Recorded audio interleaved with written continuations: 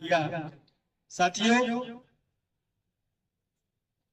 अब वक्त आ गया है कि हम अपने जो हमारा पुराना पेंशन समाप्त किया गया उसके लिए हम सबको मिल करके, जो हमारे बहुत सारे युवा साथी हैं जो एनपीएस यूपीएस वाले हैं, मैं उनसे विशेष तौर पर अनुरोध करूंगा कि साथियों आप आगे आए, अधिक से अधिक संख्या में आप अधिक से अधिक संख्या में आप आगे आए, नहीं तो आपको अपना पेंशन मिलने वाला नहीं है। अभी आपने देखा है कि तत्काल हमारे उपराष्ट्रपति महोदय धनखड़ साहब उनके कई पेंशन मिल रहा है। आपने देखा होगा कि उनके कई पेंशन मिल रहा है। तीसरा पेंशन के लिए स्लोगन देने वाली है सरकार, खुद तो पुराना पेंशन खाएगी लेकिन हमारे मेहनत का साथियों को पुराना पेंशन नहीं देगी। ये दोहरा नीति क्यों? ये सरकार वन इलेक्शन वन नेशन की बात करती है, तो वन नेशन वन पेंशन की बात क्यों नहीं? एक राष्ट्र एक पेंशन क्यों नहीं? एक राष्ट्र तीन पेंशन क्यों? ये हमारे और आपके अधिकारों का हनन है। निजीकरण निगमीकरण, आप देख रहे हैं निजीकरण निगमीकरण कितनी तेजी के साथ किया जा रहा है। पूरे भारतीय रेलवे स्टाफों की संख्या घटती जा रही है, लगातार स्टाफ कम होते जा रहे हैं। रिटायरमेंट कर्मचारियों की संख्या बढ़ती जा रही है, हर महीने 10, 15, 20 जगह से रिटायर। आज हमारे मंत्रालय में महाप्रबंधन महोदय आए थे, आप लोगों को पता ही होगा। महाप्रबंधन महोदय के साथ हमने कई सारे कर्मचारी हित से जुड़े हुए मुद्दे को रखा है और बहुत ध्यान से सभी मुद्दों पर विचार किया और आश्वासन दिया कि हम सारे विषयों पर हित और कर्मचारी हित से जुड़ा हुआ है उसको हम लागू करेंगे साथ साथ।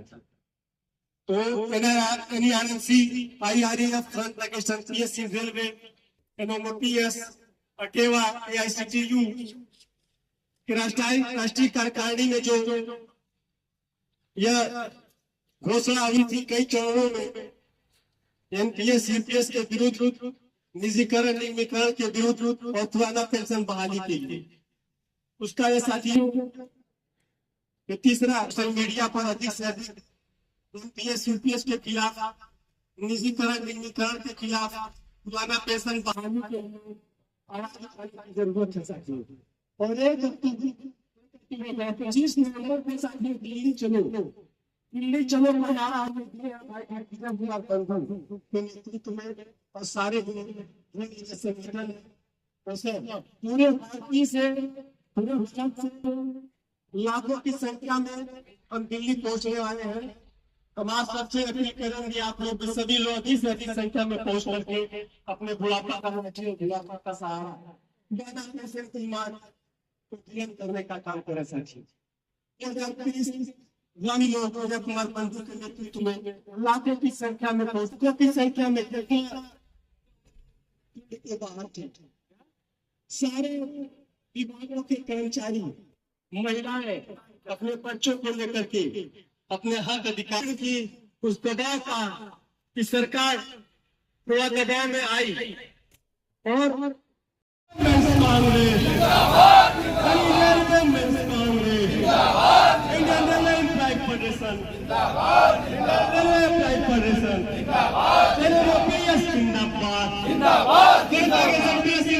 जिंदाबाद जिंदाबाद जिंदाबाद जिंदाबाद साथी जिंदाबाद जिंदाबाद कर्मचारी जिंदाबाद जिंदाबाद कुमार बंधु जिंदाबाद जिंदाबाद फौजी सिंह जिंदाबाद सिंह जिंदाबाद जिंदाबाद पुराना पेंशन बहाल करो, पुराना पेंशन बहाल करो, पुराना पेंशन जिंदाबाद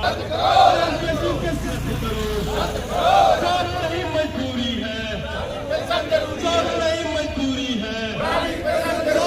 मजबूरी है, जो पेंशन की बात करेगा, जो पेंशन की बात करेगा, जो पेंशन की बात करेगा, पुराना पेंशन बहाल करो।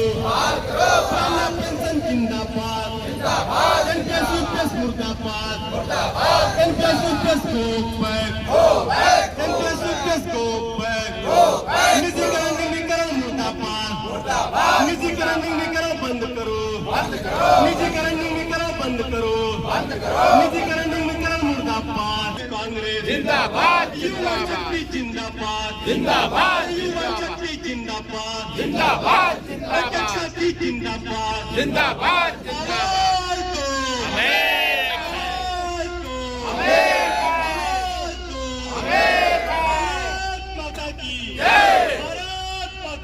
हमने जीत करके आए। पहली मुलाकात में जीएम महोदय से लेके मुद्दा उठाया था और उसका नतीजा ये हुआ कि टेंडर हो गया और कार्यालयों में एसी लगना शुरू हो गया और मुख्यालय में लगभग 80% एसी लगने का साथ कांग्रेस और आर्थिक ताकत ये वहाँ पर सारे कार्यालय में लगता है। उसी के मद्देनजर उसी को रखते हुए उसको देखते हुए मैंने यहाँ भी उस मुद्दे और जो हमारे साथी आप देख रहे होंगे हम लोग जो हमारे गैंगमैन की बहुत तरीके से वो शहीद हो जाते हैं बहुत अपने कार्य ड्यूटी के दौरान। मैंने उनका मुद्दा उठाया कि उनको शहीद का दर्जा दिया जाए। जो साथी हमारे रेल में काम करते हुए अपने शहादत का काम करते हुए उनको शहीद का दर्जा दिया जाए। 50 लाख रुपए की राशि दी जाए। शहीद के ये जो प्रोटोकॉल है उनको उसके अंतर्गत लाया जाए। इस पर उन्होंने ध्यान से सुना और आश्वासन दिया। हमारे आईडब्ल्यू के भी कर्मचारी यहाँ पर है। कैंटीन के ये सेफ्टी शूज की बात हुई थी। सेफ्टी शूज आईडब्ल्यू के कर्मचारी और कैंटीन के कर्मचारियों को इससे वंचित रखा गया। मैंने आज ये मुद्दा उनके सामने रखा कि सर ये भी कर्मचारी इसी यंत्रालय में कार्य करते हैं तो क्या इनको सुरक्षा की जरूरत नहीं है? ये कर्मचारी काम करता है इसी का उसको भी हमें दाना कसरत करना चाहते इसे इंसेंटिव कम नहीं होना चाहिए। 50% से बटन पर में देने का तो इंसेंटिव इलाज करके कम न किया जाए। हमारे मेहनत सब साथी लगातार हित में काम करते हैं इस पर ध्यान दिया जाए। इंसेंटिव कम होने पाए इस पर मैंने उनका ध्यान सरकाया इस मौके पर। जो रेल कॉलोनी की स्थिति है रेल कॉलोनी में बहुत सारे क्वार्टर घोषित किए गए हैं। बहुत सारे जगह सीवर की उस सब विषयों को मैंने उनके सामने रखने का काम किया सर। तो स्टैंड का दायरा बढ़ाने के लिए अभी आपने देखा है कि स्टैंड तो गाड़ियां रखने के लिए स्टैंड बनाया गया है तो पर्याप्त नहीं हो पा रहा। बहुत सारे साथियों को गाड़ी बाहर में पड़ता है तो मैंने उसको भी उनका ध्यान आकर्षित कराया कि जो ये स्टैंड है